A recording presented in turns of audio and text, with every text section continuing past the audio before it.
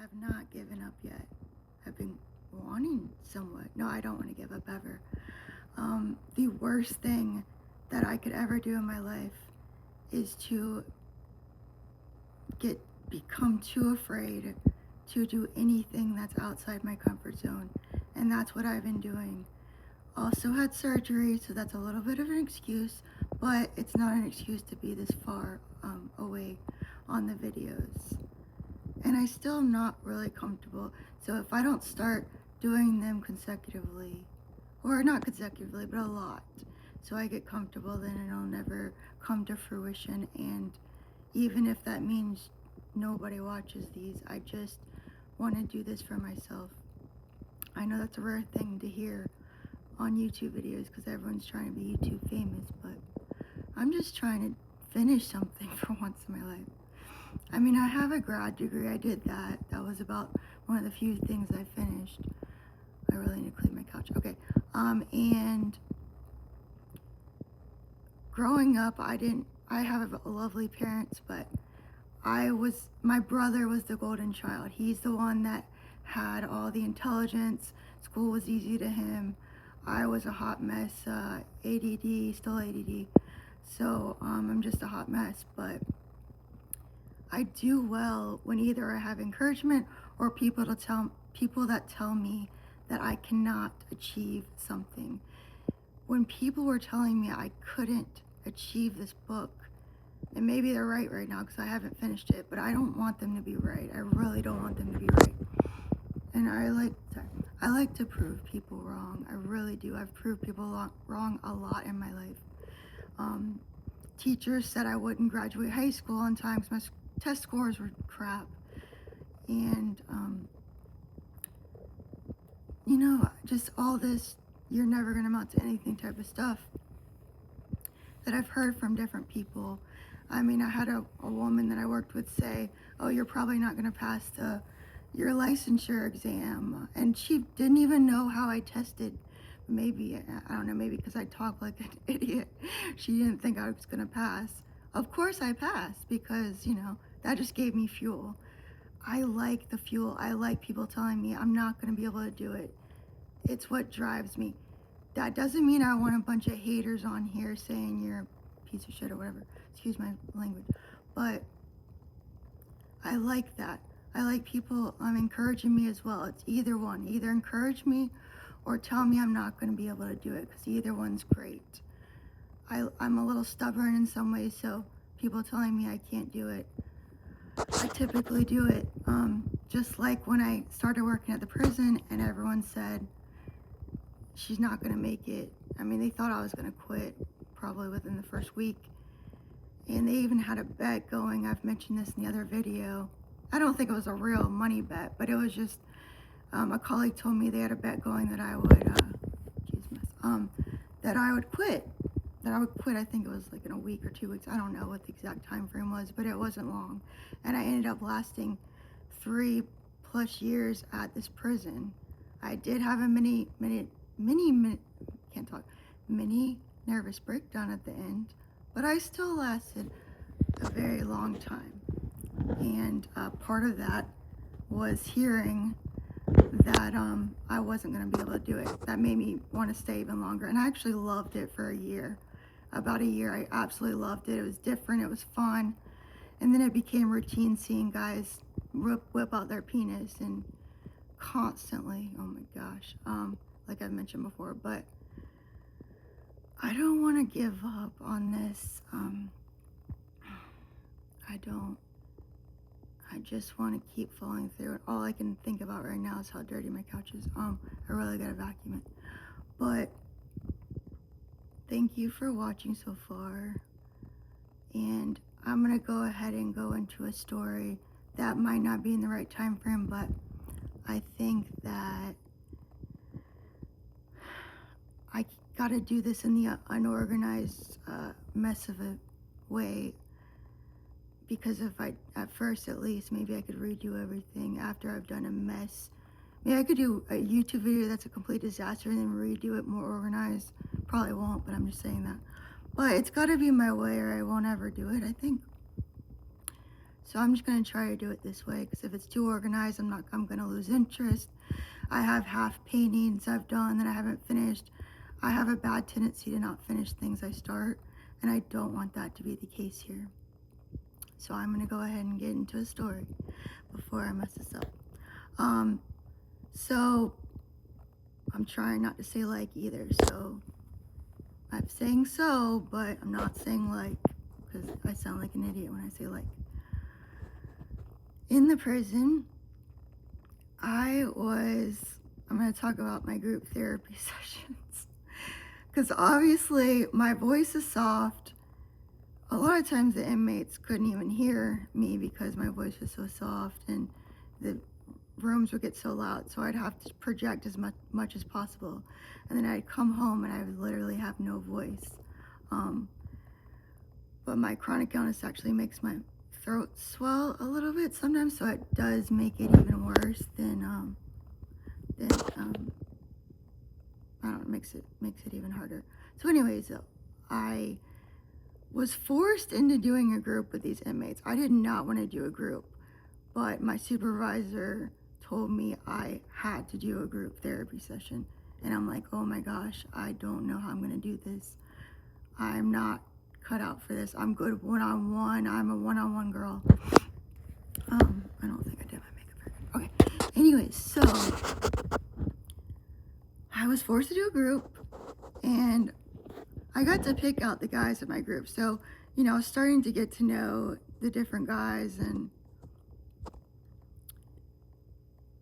but I wanted to give everyone kind of a fair shot. Some of these guys, they couldn't be in group. I knew they couldn't be in a group therapy session. They couldn't even get along separated from half the other guys. So they weren't going to be doing a group with me. So I got to pick out, I'm trying to think of how many guys was in it. I think it was about, and I can look back. I do need to look back on actual reports to get at least some of the time, the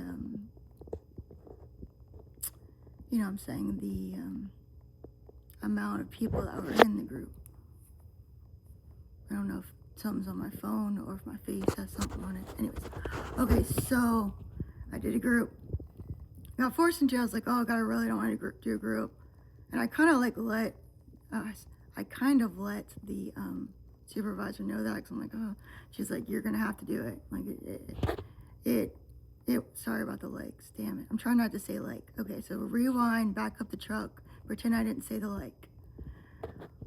I was forced to do this group because part of this tier program is, I believe they had to have group therapy sessions to advance, possibly. Yeah, I'm a hot mess. I'm just gonna talk about the group. So my first group was insane. I had some of the, well, first of all, I did have guys that did not get along, that I shouldn't have put in a group with me. So they were fighting during it. They're like, Miss Lucas, what are we gonna do? And everyone wanted to be a part of my group. They wanted to get out of their cells. They wanted to be a part of it so bad. So every time I'd create these groups, these guys would just, please, Miss Lucas, beg me to be in their group. And I said, maybe next time. We'll see how I kind of held it over their heads as far as utilizing it for a positive thing, that if you don't act out, don't whip your penis out on me and cooperate with the therapy sessions, then I'll give you a chance in the group. And but my supervisor wanted it to be kind of the same people each time. So I kind of did a group and then plan on doing another group with different people. But my first group was chaos. I mean, I was over my head. I didn't know what I was doing. I tried to have some kind of a plan, something to talk about, but it ended up being them asking me questions about what kind of music I liked and stuff like that. And then, one inmate's like, oh, you like this. And then two inmates started getting in a fight about Applebee's. I don't even know. It was something about Applebee's. Oh, yeah. They're like, where do you like to go to eat dinner? And I'm like, I don't know. And one guy goes, oh, maybe something real nice like Applebee's. And everyone laughed, and this one guy's like, are you freaking stupid? Applebee's? Are you serious? That's not a nice place to go. And he was like, fine. It was hilarious. He was like, fine, maybe Red Lobster.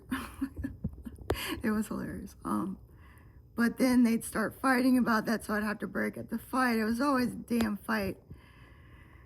And then one particular group, okay, I had the same people typically, and I'm like, if you guys keep fighting though, it's gonna be swapped out. I can't do the whole fighting, so you gotta actually behave in my group, so you're not coming.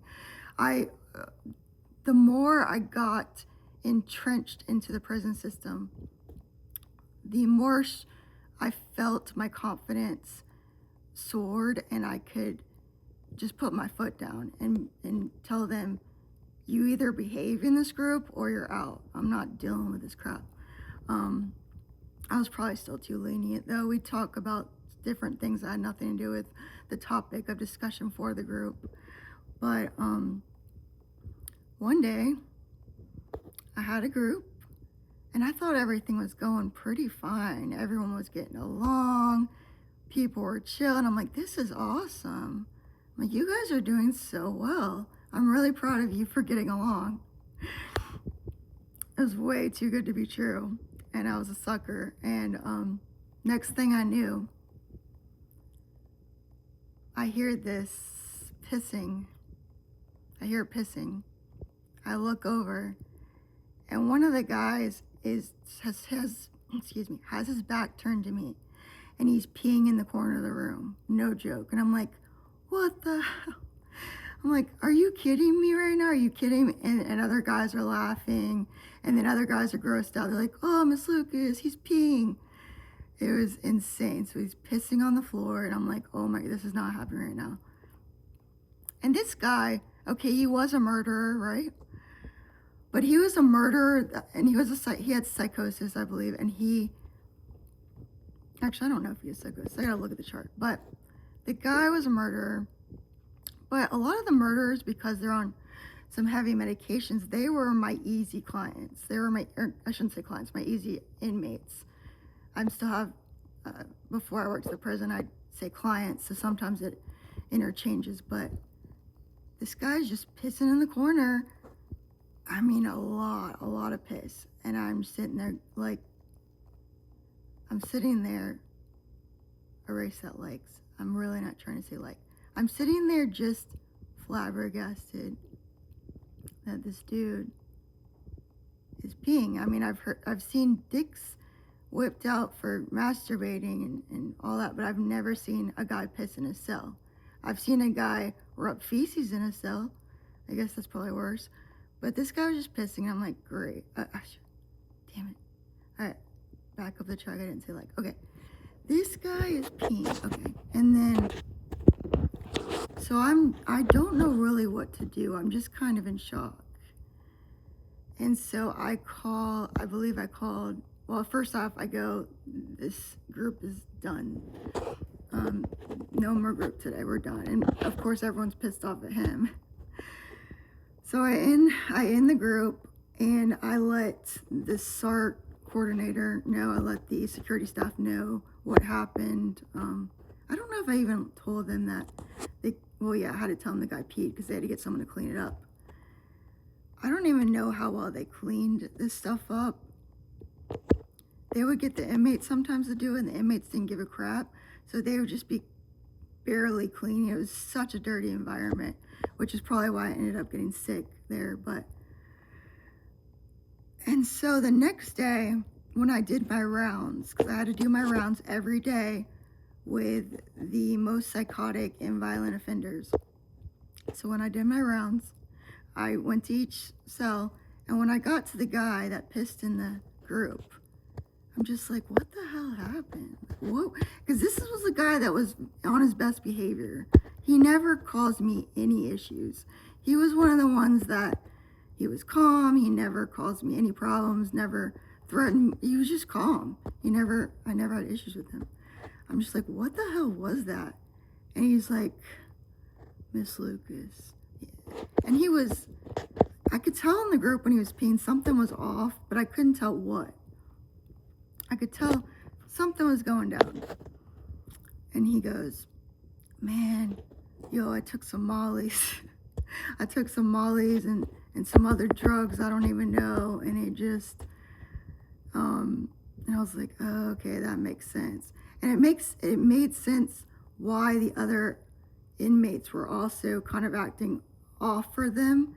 I should have seen it, but when you're in that situation where you're in a room with, I'm trying to think of how many cells, it was individual cells. So I did my group in a classroom type thing, but the classroom had individual cells, I guess you can call them cages, whatever you want to call them. So they're not out in a group. They can't physically touch me. They are locked and confined in these isolation type cells within this room, within a private room. So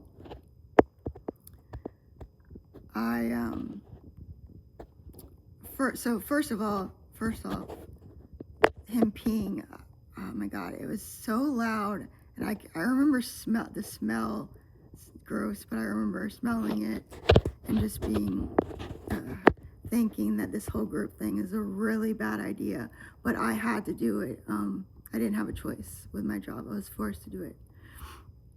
But it did make me laugh when he goes, oh, well, I took a bunch of mollies and a bunch of drugs, and I'm sorry that I lost. I'll never do it again. Of course, he's trying to say that because he wants to keep continuing with the group. So that was a crazy experience of watching a guy. I mean, a group's really hard, and then I got guys peeing in the corner, or one guy peeing in the corner, and the other guys reacting to that. And I had to, diminish fights within the group and put my foot down. It was insane, and that was kind of my first.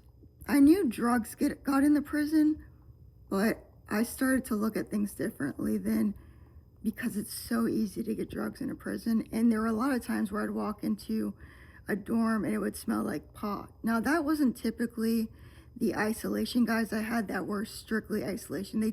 I never actually smelled pot in the isolation guys cell, so they must have been just doing pills or something. I did smell pot when I'd go down to the general population guys, which they're allowed to walk around, but they have their set enclosures when I was speaking to them. So they would be in an isolation cell with two guys when I was speaking to them. So I had my isolation guys that were the worst of the worst as far as they had severe mental health issues. Some were just in gangs though, and they didn't want to deal with them, so they put them in isolation because they were just bad and wreaking havoc in the prison, and the gangs were just taking over. But I had smelt pot, and the guards don't do crap. They don't even care. They probably gave him the pot. Not every guard. Some guards were fine, so I'm not trying to hate on all the guards, but it was, yeah, you were pretty much had to fend for yourself in the prison, because the guards didn't really care a lot of times. And so yeah, that group therapy session was insane. I did a couple more. I think I kicked out a couple guys that just couldn't get it together, and they were arguing the whole time. I just got less and less patient of that, and more confident, and more in my own rights, wanting to make something of this group that's beneficial. I loved bringing in stories, real life stories of inmates saving people's lives, because I just wanted the inmates to know that they can still do good in this world. So I tried to bring it in just individually. I'd give them these articles. I just wanted to inundate them. Oh my God, my couch is really dirty. I just wanted to inundate them with positivity, with positive things, because it helped them get through the day. And yeah, it was just good to do, and they loved it. They loved They love the prison stories. I was the only one that ever, to my knowledge, ever did that. I just came up with that on my own. I decided, hey, there's so much negativity in the prison. There's pepper spray. There's guards overtaking and kind of overstepping in their job and being in that role where they could almost hurt an inmate and get away with it. It was like power trips, a lot of guys on power trips. And some girls too. There were a lot of security guards that were women too. Some of the security guards were amazing. Again, so this is not all security guards. Some of them were really great and really helpful, but there were a lot of corrupt security guards. But that was my prison story, or that was my group story, as horribly told as it is. I gotta keep writing because how I speak verbally is so different from how I write. And I hope that if I ever finish this damn book, people do not read it because of how horribly I speak in general. I'm not good at enunciating or anything. However, I got through this without